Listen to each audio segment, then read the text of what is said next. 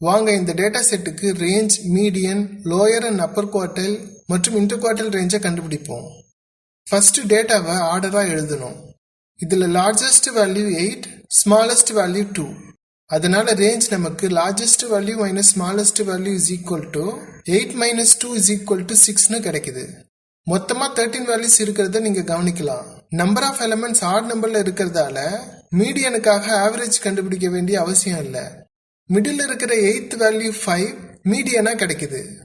இப்போ மீடியனை விட்டுட்டு டேட்டா செட்டோட லோயர் ஹாஃப் மற்றும் அப்பர் ஹாஃப்க்கு மிட் பாயிண்ட் ஆர் மீடியன் கண்டுபிடிக்கிறது மூலமா லோயர் குவார்டைல் மற்றும் அப்பர் குவார்டைல் கண்டுபிடிக்க முடியும்.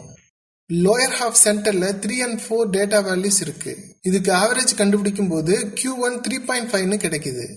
அப்பர் ஹாஃப் சென்டரா 6 and 7 இருக்கிறதால Q2 நமக்கு 6.5ன்னு கிடைக்குது. அடுத்தது இன்டர் குவார்டைல் ரேஞ்ச். அப்பர் குவார்டைலுக்கும் லோயர் குவார்டைலுக்கும் டிஃபரன்ஸ் கண்டுபிடிக்கும் போது கிடைக்குது. Q3 minus Q1 is equal to 6.5 minus 3.5 is equal to 3ன்னு கிடைக்குது.